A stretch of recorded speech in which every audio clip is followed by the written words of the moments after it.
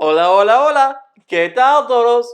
Bienvenidos a mi canal. My name's Austin, and today's video is the second part of a series on Spanish verb conjugation.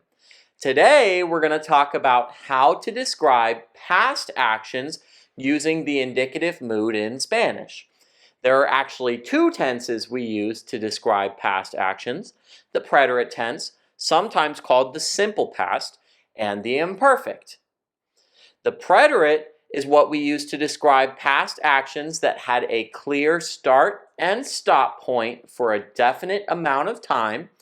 The imperfect, on the other hand, is used to describe past actions that were ongoing for an undetermined amount of time, or to describe habitual actions in the past. Another way to think of it is the preterite describes what happened, while the imperfect tells us what was happening or used to happen. Realistically, at least according to my experience, you'll use these two tenses about as often as one another. There may be certain times when you'll have a hard time deciding between them, and that's okay, but as you get more used to using the both of them, you'll start to instinctively feel which one is the better tense to use. One piece of advice that I can give you is to think of your life like a movie and ask yourself if the action you're conjugating for is more like a moment in a scene, the preterite, or a whole scene, the imperfect. Something else to consider is that if you're telling a story and you're talking about one action that was happening and sets the stage for another action to take place, that first action would be conjugated in the imperfect. Once the stage has been set using the imperfect, any specific action that takes place during that first action is then conjugated in the preterite. So now that we have a basic understanding of the difference between the two tenses, let's get started conjugating. Both tenses only use two sets of conjugations, one for AR verbs and one for ER and IR verbs. Beginning with the preterite tense, for AR verbs, we need to drop the AR at the end of the verb and replace it with the following endings. We use an accented E for yo, aste for tú and vos, an accented o for él, ella, and usted, amos for nosotros y nosotras, astes for vosotros and vosotras, and aron for ellos, ellas, and ustedes. Now, before we move on, let's talk about those accents. Always make sure you stress the accented syllables, or you could mistakenly change the meaning of the word. Every word in Spanish has only one syllable that's stressed, and stressing the wrong syllable oftentimes creates a new word.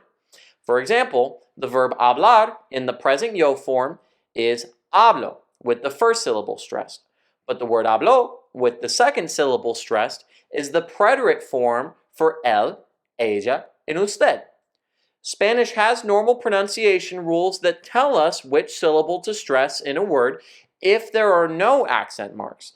But anytime an accent mark is used, that tells you to put the stress there instead. I'm going to share with you the normal pronunciation rules in Spanish in another video sometime, so stay tuned for when that drops. All right, now that we've got that out of the way, let's move on with the preterite conjugations for ER and IR verbs. The conjugations are identical to each other, which are as follows. We use an accented E for yo, iste for tú and vos, yo with an accented O for él, ella, and usted, imos for nosotros and nosotras, isteis for vosotros and vosotras, and hieron for ellos, ellas, and ustedes. Now that's everything we've got for the preterite tense, so now we have the imperfect tense, which also has two sets of conjugations, one for the AR verbs and another one for the ER and IR verbs. For our AR verbs, the conjugations are as follows. Haba for yo, habas for tú and vos, haba for él, ella, and usted, habamos with an accented A for nosotros and nosotras, habáis for vosotros and vosotras, and haban for ellos, ellas, and ustedes. Now with our ER and IR verbs, every conjugation uses an accented I. So make sure you really hit that E sound when you pronounce them. The conjugations are ia for yo, ias for tú and vos, ia for él, ella, and usted, íamos for nosotros and nosotras, iáis for vosotros and vosotras, and ian for ellos, ellas, and ustedes. I just want to take a quick second before we move on to talk about our irregular verbs in the preterite versus the imperfect tense. In nearly all cases, irregular verbs are actually conjugated regularly in the imperfect, and you'll only have to individually memorize the preterite conjugations for those verbs. The two most common verbs that are also irregular in the imperfect tense are the super irregular verbs from my last video, ir, to go, and ser, to be. Don't worry too much though, because these verbs actually share the exact same preterite conjugations. I've got the conjugations for these up on the screen for you right now if you want to pause here to review them. All right, let's move on. Now we have a basic understanding of when to use and how to conjugate the preterite and the imperfect. So how about a bit of practice to help lock in our understanding? I'm going to give you some example sentences in English, and I'm going to translate them into Spanish, but I'm going to leave the target verbs unconjugated. I want you to pick whether the missing verb conjugations should be in the preterite or the imperfect tense. I'll provide the conjugation sets for any of these verbs if they're irregular in either tense, but the regular verbs are going to be up to you to conjugate. Are you ready? Our first example is, yesterday I went to the store to buy milk. And our translation is, ayer yo ir a la tienda a comprar leche. The yo is in parentheses here because it's optional to include, because the subject will already be clear to the listener from the conjugated verb. Our verb here is an irregular verb, and our two choices are the preterite fui and the imperfect iba. So which is it? If you guessed fui, well done. Ayer fui a la tienda a comprar leche. It's preterite because it's a completed action that had a specific start and stop. If we said iba, it would translate more to I was going instead of I went. Okay, our next example is, when I was little, I used to play video games all the time, which is still true for me today, by the way. This one is going to have two verbs, so we'll start with cuando yo ser pequeño, jugar videojuegos todo el tiempo. Our two options for ser, which is irregular, are fui and era. Think you know it? Let's see the answers. Cuando yo era pequeño, jugaba videojuegos todo el tiempo. That's right. Both of these verbs are conjugated in the imperfect tense. Okay, so how about one final practice round? I'm going to make this one a little bit harder, but I know you can do it. 2 years ago, I was crossing the street while listening to music, and suddenly a car ran me over. Now, I really hope you never have to actually say this one to anyone, but if you do, our translation would be, hace 2 años, yo cruzar la calle mientras escuchar música y de repente me atropellar un carro. So we've got 3 verbs to conjugate here, as well as a subject change. All 3 of these verbs are conjugated regularly.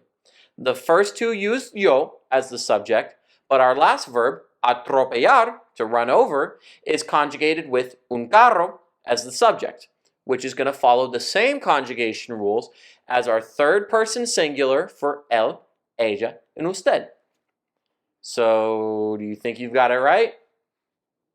Let's reveal the answers.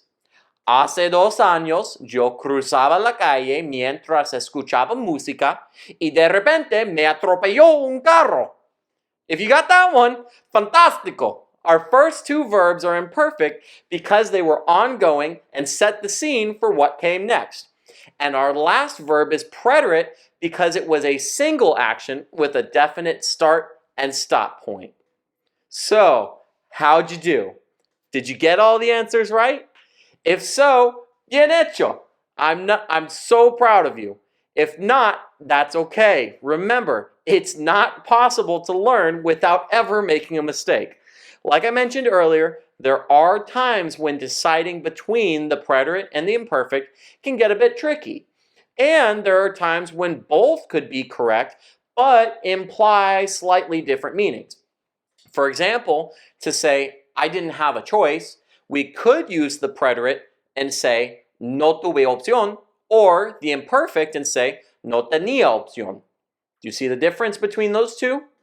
If so, tell me how you would use each in the comments. All right, well, that's all I have for you today. We've gone through a lot of information, and I hope you now have a better understanding of not only how to conjugate regular verbs in the preterite and imperfect, but also when to use one versus the other. Thank you so much for watching through to the very end.